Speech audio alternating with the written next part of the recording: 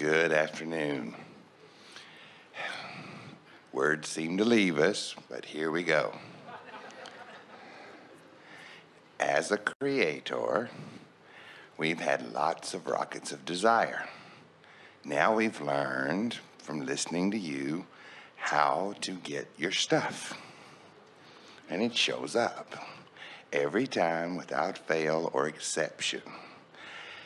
My question now comes, speaking of a linear movement, as we learn to process it, as we get past the part that says, oh, I really want this and I got it, not desire, because we got that all straightened out. It took a little while. I'm a slow study here, but we got to a point very quickly to where we realized that through simple thought in a rocket of desire, the actual whole world starts to notice that direction.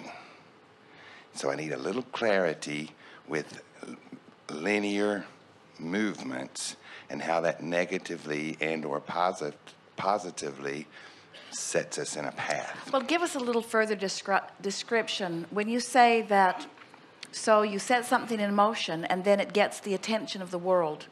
Fill more in around that. A simple rocket of desire is, and I've had for a very long time, is I want all of God's money that he wants me to have. All of it. No limits.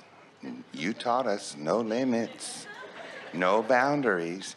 All of a sudden that amount of money can get to be quite incredulous. Yes. And as you move forward with that, almost as a new rocket of desire would come forth, what do you do with that? Well, you see, we love hearing this from you because so someone might feel that in their absence of really a lot of money, that they would want more money. And as they writhe around in the discomfort of that, they give birth to a lot of money that for a while they hold themselves apart from.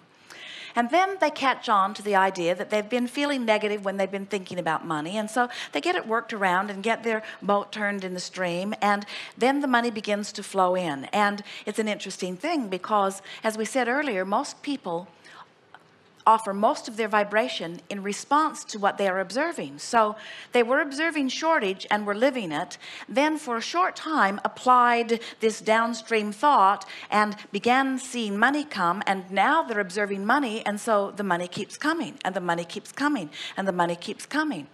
What happens is, as your platform shifts and you begin to manifest something that formerly you did not have, along with the manifestation of whatever it is, in this case the money, also comes a whole new vantage point from which to launch rockets. In other words, the money was just the beginning, and the influx of it will continue to increase. But now you're looking at the world in a whole new way, because now possibilities that were out of the question, it wasn't even the realm of thought for you before, are now beginning to come into the picture. So now you're playing in a whole bigger game, and you have to learn how to play in that game now too, so the absence of money may have been the contrast before. Now the presence of all of this money and what to do with it is now the contrast. In other words, do I become a philanthropist? Do I contribute to this? What do I do with all of it? And we say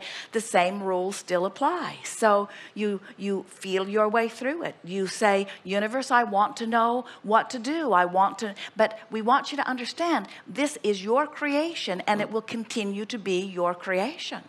Then you notice that once people find out you have money, there's a whole clamoring for the money. All kinds of things begin to happen, which then you have to find your balance about that. The trickiest thing, and we're just going to lay this on you in a very bold way, the trickiest thing about having a lot of money is to not disempower people with that money. Right.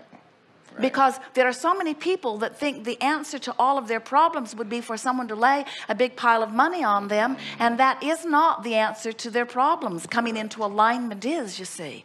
And so now you have a whole new set of things. You have to find your relationship with the world again. You have to find a way to be selfishly interpretive of your money. You have to find a way to allow them still to find their own pile of money. You have to introduce to them the same avenue to the money that you found. In other other words, you want to teach them how you lined up energy, which brought your stream of money, and you have to help them to understand that their stream of money is not necessarily an extension of your stream of money. Everybody has access to the stream of money, you see.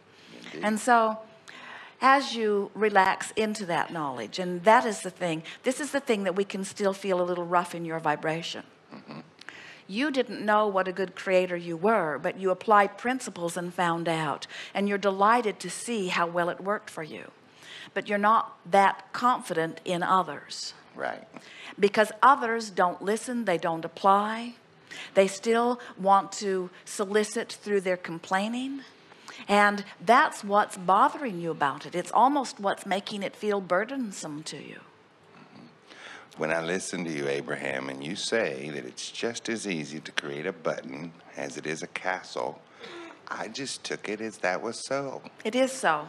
It seemed logical to me. Well, it's the same thing. You just apply thought to the object of your attention and don't contradict it. Most people don't contradict the thought of a button because buttons are plentiful. But most people do contradict the thought of castles because they have not wrapped their thoughts around it. But all of it, in all of this creation. Now, getting back to what you were asking before. As we look at people who are in the process of building empires, the majority of the real vibrational work happened before the money really began to roll. That's right. Before they built their first building or hired their first employee. And it was easier for them to do it under those conditions because it was all imagination, and in the free-flowing world of imagery they could paint it the way they wanted. Where once the manifestations started showing up, now they may be guarded, now they've got to organize it, now they've got to clean it, now they have things to think about that may not necessarily be downstream thoughts.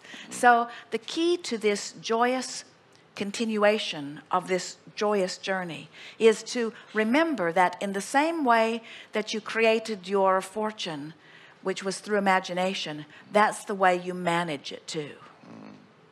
That's the way you maintain it. That's the way you manage it. In other words, don't let the manifestation distract you from the real work, which is imagery.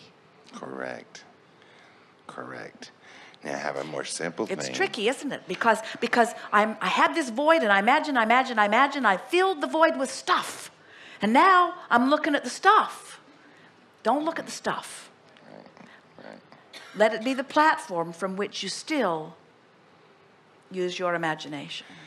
On a so simple note, and you look at these wonderful menus on the cruise ship, how do you go through the menu and make your choices based on what you want, rather than making your choices of what you don't want?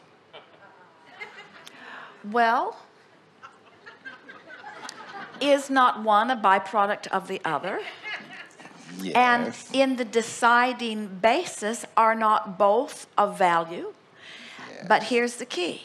Once you've made your choice, doesn't matter how long it takes you really, although short is better. That's right.